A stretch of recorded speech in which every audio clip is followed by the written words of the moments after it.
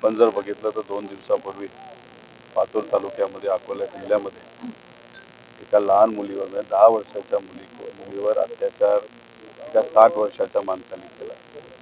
ही घटना जेव्हा आम्हाला कळाली अतिशय दुःख झालं, रागही आला।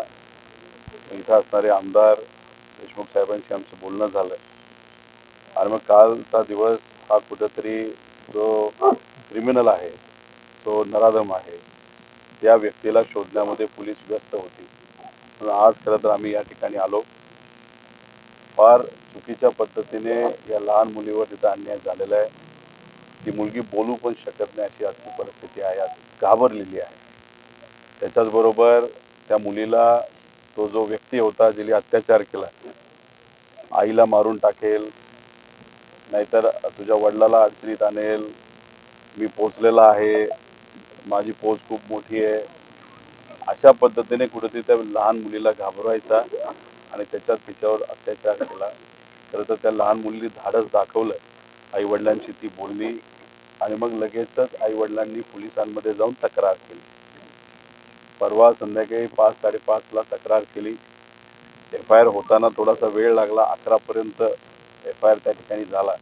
तर हा प्रश्न आहे की FIR ला एवढा वेळ का झाला, पण तरी सुद्धा PI, DYSP, SP यांनी सहकार्य केलेलं आहे। ॲडिशनल SPनी सुद्धा सहकार्य केलेलं आहे। दुर्दैव एवढंच की तो माणूस ज्याने हा अत्याचार केला तो फरार आहे।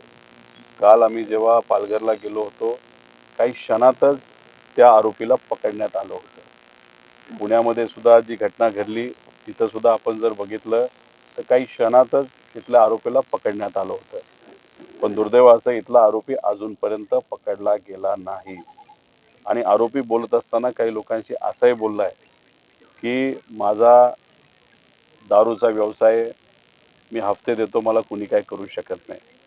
पण पोलिसांवर आमचा विश्वास आहे आणि पोलिसांना आम्हाला विनंती करायची आहे आणि आव्हान सुद्धा करायचं आहे।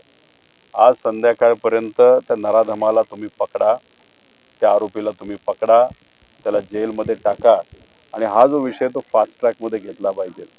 इथे असणाऱ्या महिलांशी चर्चा केल्यानंतर त्यांचं हेच मत आलं की अहो कोर्ट कचेरी, हातावरचं आमचं पोट, शेतात गेल्याशिवाय काम केल्याशिवाय आमचं घर तिथं चालत नाही आणि याच्यात आम्ही किती वेळा कचेऱ्यात जाणार। त्यामुळे स्पेशल फास्ट ट्रॅक कोर्ट बनवून वकिलाची पूर्ण जबाबदारी सरकारने घेऊन या गोष्टीत निकाल लवकरात लवकर लागला पाहिजे आणि जो नराधमाला जो आहे ज्याने हा अत्याचार केलेला त्याला सगळ्यात जास्तीत जास्त शिक्षा कायद्यानुसार तिथं कशी होईल यासाठी सरकारने सुद्धा प्रयत्न केले पाहिजे। आणि आम्ही तर या परिवाराबरोबर आहोतच आणि मला सरकारला विनंती करायची, या घटना या महाराष्ट्रामध्ये फार मोठ्या प्रमाणात वाढत चाललेल्या आहेत आणि अशाच जर वाढत राहिल्या तर लोकांमध्ये भीती निर्माण होईल। इथं असणाऱ्या एका महिलेने असं बोलून दाखवलं की मग मुली पैदा करणंच आम्ही बंद करतो। या महाराष्ट्रामध्ये जर मुलींची जबाबदारी सरकार तिथं घेणार नसेल सुरक्षितेची, त्यामुळे असे प्रश्न जर सामान्य लोकांना पडायला लागले ते फार दुर्दैवी आहे। त्यामुळे सरकारने लक्षात घालून शक्ती कायदा जो महाविकास आघाडी सरकारच्या काळामध्ये हा सगळ्यांनी मिळून एकत्रित पास केला होता, पण तो केंद्र सरकारने मान्य नाही केला। त्याच्यामध्ये काही कलम आहेत, काही गोष्टी आहेत की तपास इतक्या वेळात झाला पाहिजे, निकाल एवढ्या वेळात लागला पाहिजे आणि ह्या सगळ्या गोष्टी त्या लागू झाल्या पाहिजे। सगळ्यात महत्त्वाचं असं आहे की महिलांवर आणि मुलींवर अत्याचार झाला तर आपल्याला बोलावं लागतं स्पेशल कोर्ट करा, पण शक्ती कायद्यामध्ये स्पेशल कोर्टची प्रोव्हिजन आहे। प्रत्येक जिल्ह्याला महिलांसाठी एक स्पेशल कोर्ट हे बनणार होतं। त्यामुळे लवकर सरकारने एक दिवसीय अधिवेशन घेऊन या विषयावर चर्चा करून आमच्या माता भगिनींना सुखरूप ठेवण्यासाठी, कायदा व सुव्यवस्था चांगली करण्यासाठी एक योग्य असा कायदा या महाराष्ट्रात कसा होईल यासाठी प्रयत्न करावेत। मी 25चं नुसतं सांगतो, कारण का 2014 पासून आत्तापर्यंत बोलायला गेलो तर आकडे कमी पडतील अशी आजची परिस्थिती आहे। 2025 मध्ये महिलांवरचे अत्याचार आपण टोटल बघितलं तर 50,000 पेक्षा जास्त आहेत। आणि त्याच्याचबरोबर आपण पॉस्को म्हणजे लहान मुलींच्या बाबतीतल्या केसेस जर आपण बघितल्या तर त्या केसेस आज या महाराष्ट्रामध्ये 13,000 पेक्षा जास्त एका वर्षात झालेल्या आहेत। महिला हरवण्याच्या, नाहीतर पळून नेण्याच्या मुली, हे सगळं गणित काढलं आपण तर ते 1,30,000च्या आसपास आहे। त्यातले 1,00,000 परत आपल्याला सापडले पोलीस प्रशासनाच्या माध्यमातून। 30,000 मुली आणि महिला कुठे आहेत अजून कोणालाच माहीत नाही, एका वर्षाची गोष्ट आहे। बलात्काराच्या बाबतीत बोलायचं झालं दिवसाला 24 बलात्कार म्हणजे तासाला एक बलात्कार आपल्या महाराष्ट्रामध्ये चाललाय.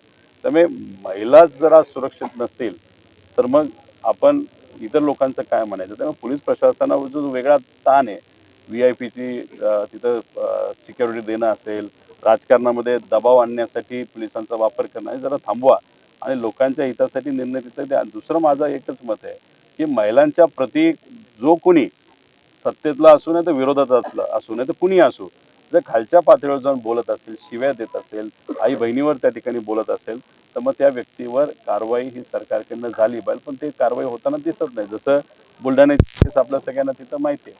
मग अशा गोष्टी लोकांनी बघितल्यानंतर कुठेतरी महिलांच्या विरोधात कृत्य करण्याची धाडस या सरकारच्या काळामध्ये वाढते असं आपल्याला म्हणावं लागेल.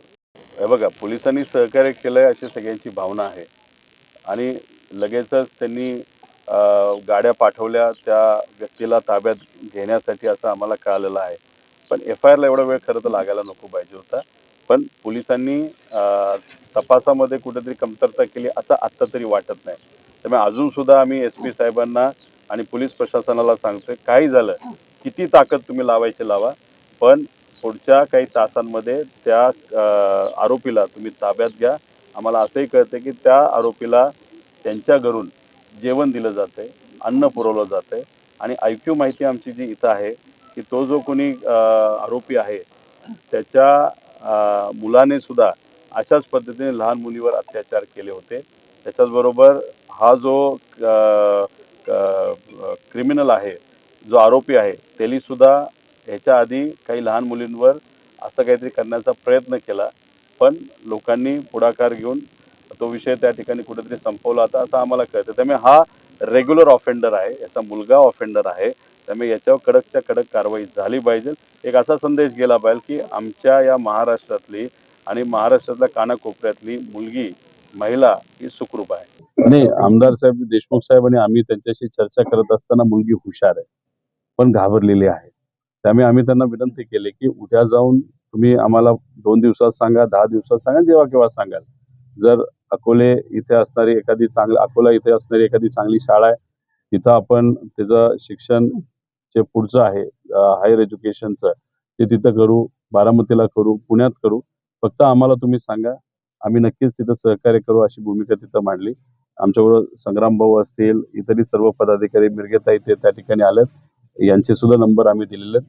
आमदार साहेबांचा तर नंबर आहेच. त्यामुळे उद्या काय लागलं तर आम्ही बरोबर आहोत अशी भूमिका त्यांच्यासमोर मांडली. फक्त त्यांची एकच मागणी आहे की ज्या माणसाली हे कृत्य केलेलं आहे जेव्हा कडकच्या कडक कारवाई झाली पाहिजे आणि जर जेलमध्ये जाऊन परत पुढच्या काही वर्षात तो परत येणार असेल तर आमचं जीणं अडचणीचं करू शकतो, आम्हाला भीती घालू शकतो, मुलीवर अजून काही वेगळं करू शकतो. त्यामुळे एकदा आत गेला तर तो बाहेर आलाच नाही पाहिजे अशी या परिवाराची मागणी आहे.